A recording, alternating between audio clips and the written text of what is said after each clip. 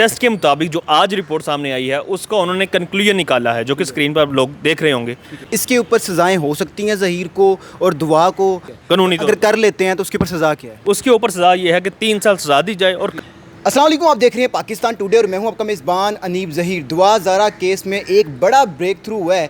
जो केस पहले एक साइड पे चल रहा था अब दूसरी साइड पे चलना शुरू हो गया है। दुआ ज़ारा की दूसरी मेडिकल रिपोर्ट जो कि सुप्रीम कोर्ट ने 11 रुकनी बेंच बनाकर करने को कहा था, वो मेडिकल रिपोर्ट सामने आ चुकी है। और अगर इस मेडिकल रिपोर्ट के मुताबिक हम देखें तो जो केस है वो इस बार दुआ ज़ारा के जो वालदैन हैं उनके हक़ में जाता हुआ नज़र आता है। और इस रिपोर्ट के मुताबिक ज़हीर अहमद को और दुआ को भी बाकायदा तौर पे सज़ा होते भी नज़र आती है। मेरे साथ बोल्ड टीवी के क्राइम रिपोर्टर जाबर वकास मौजूद हैं, इनसे बात करते हैं और जितने भी कानूनी पहलू हैं इस मेडिकल रिपोर्ट के और इस मेडिकल रिपोर्ट के मुताबिक दुआ ज़हरा की उम्र कितनी है ये भी अभी हम आपको बताते हैं। अस्सलाम वालेकुम। वालेकुम अस्सलाम। अच्छा जाबर भाई, सिंध हाई कोर्ट के मुताबिक जब मेडिकल करवाया गया था तो उसके मुताबिक जो सामने आई थी मेडिकल रिपोर्ट, तो इसकी उम्र 17 साल आई थी दुआ की तकरीबन।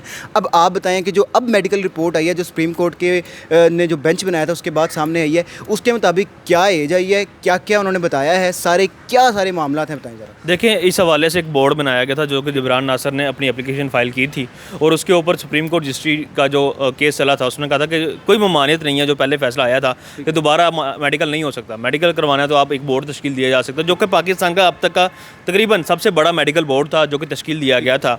डॉक्टर सबा जो है वो डाउट मेडिकल की वो इसकी सरबराही कर रही थी, पुलिस सर्जन भी इसमें शामिल थे और इसमें उनके दांतों को पहले एक्सरे करवाया गया था और बाकी चीज़ें भी चेक की गई थी। पसलियाँ होती हैं, मुख्तलिफ बॉडी ऑर्गन्स हैं जिनके एक्सरे करवाए जाते हैं और उनसे नमूने लिए जाते हैं, DNA टेस्ट और जो मुख्तलिफ टर्म्स हैं जो इसकी मेडिकली वो उनके मुताबिक जो है वो उनका टेस्ट किए गए।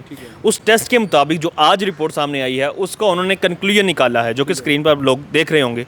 उस कंक्लूजन में ये बात वाज़ह तौर पर लिखी हुई है कि एज जो है वो 13 से 15 भी है और जो दांतों के मुताबिक, ठीक है, दांतों के मुताबिक 13 से 15 है। चूँकि मेडिकली तौर पर कुछ डॉक्टर्स ये भी कहते हैं कि दांत चूँकि बाद में आते हैं तो इसलिए 1 साल का या आधे साल का फ़र्क पड़ जाता है। अगर वो फ़र्क पड़ता है तो फिर भी जो कंक्लूजन है उसमें उन्होंने 15 से 16 के दरमियान इसको साबित किया है उस मेडिकल बोर्ड ने कि 15 से 16 के दरमियान उम्र है और माइनर लिखा गया है दुआ ज़हरा को माइनर लिखा गया है। और दुआ ज़हरा को माइनर लिखने का मतलब यह है कि उन्होंने साथ लिखा है नियरेस्ट टू 15, मतलब करीब 15 साल की उम्र के है, ज़्यादा चांसेस 15 साल के 15 साल के हैं।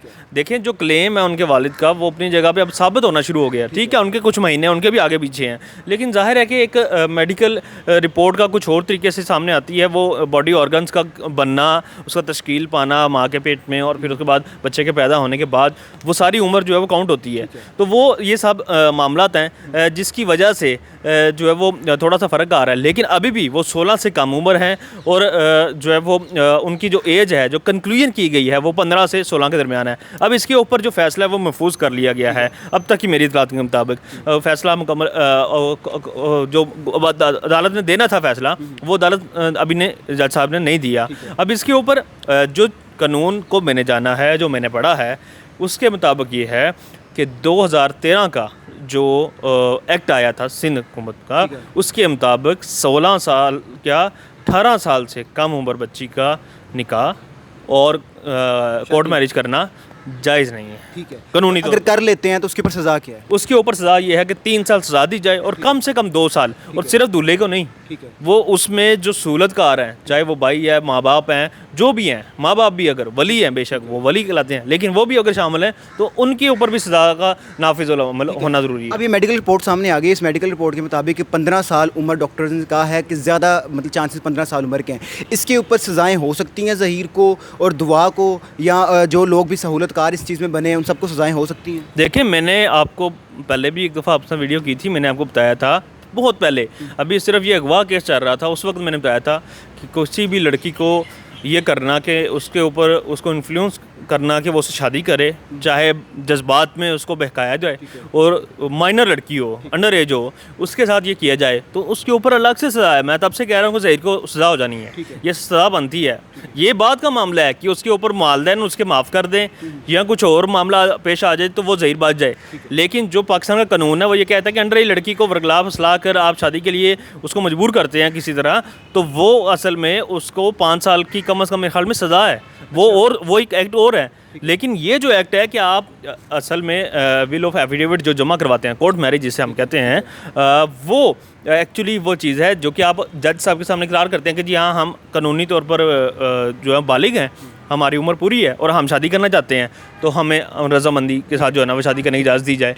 अब जज साहब के सामने जो आप ये गलत बयानी करते हैं, जो मुख्तलिफ इंटरव्यूज़ में भी द्वार ने उनके शोहर ने बताया कि 18 साल, फिर 16 साल, फिर 17 साल, तो ये जो मामलात हैं इसकी वजह से उनको खिलाफ सज़ा हो सकती है। अच्छा, अगर सज़ा होती है ज़हीर को, लेकिन फिर भी जो दुआ ज़ारा है वो कहती है कि मैंने अपने वालिदैन के साथ नहीं जाना, तो उसके ऊपर अदालत क्या कार्रवाई कर सकती है? देखें, अदालत जो है वो कार्रवाई ये करेगी कि दुआ को ऑप्शन दी जाएंगी दो, कि या तो वो अपने वालिदैन के साथ चली जाए या फिर जो है वो दारुल अमान शेल्टर होम चली जाए। तो इसमें सबसे बड़ा अहम फैक्टर ये है कि इससे सबसे ज़्यादा डिस्टर्ब जो है वो इस वक्त दुआ हो रही है। उसकी वजह ये है कि देखें, उसके वालिदैन एक तरफ अपनी तरफ सच्चे हैं, वालिदैन ये भी चाहते हैं कि हमारे बच्ची के साथ बुरा ना हो, गलत ना हो, क्योंकि आखिरी उम्र में भी जाके वो बच्चियों के दुख सह रहे होते हैं। बच्ची वापस आती हैं, बहुत सारी पूरे पंजाब में, पाकिस्तान में ऐसी मिसालें भरी पड़ी हैं। घर छोड़ के चली गई, सब कुछ हुआ, लेकिन वहाँ से आगे से कई दफ़ा ऐसा जवाब मिलता है, तलाक मिलना, बच्चों के साथ वापस आना, कि फिर वालिदैन नहीं संभालते हैं। तो वालिदैन चाहते हैं कि वो बुरा वक्त ना आ जाए, वो डरते हैं आने वाले वक्त से, वो तमाम मुआशरे की मिसालें देख कर। तो अब वालिदैन की आस वो नहीं जाती, वो दारुल अमान में रहती है। इससे क्या होगा? ज़िंदगी ख़राब होगी दुआ की। वालिदैन ये चाहते हैं कि जी उसकी ज़िंदगी ठीक हो, वो उन्हें भी थोड़ा सा रिलीफ देना चाहिए, थोड़ा सा ज़हीर और उसके घर वालों को भी अब सोचना चाहिए कि चीज़ें अब उनके ख़िलाफ़ हैं, चीज़ें उनके ख़िलाफ़ हैं। ये जो कानून कम अज़ कम मैंने पढ़ा, मेरे नाक़िस इल्म के मुताबिक, अब चीज़ें उनके ख़िलाफ़ जा चुकी हैं सारी की सारी।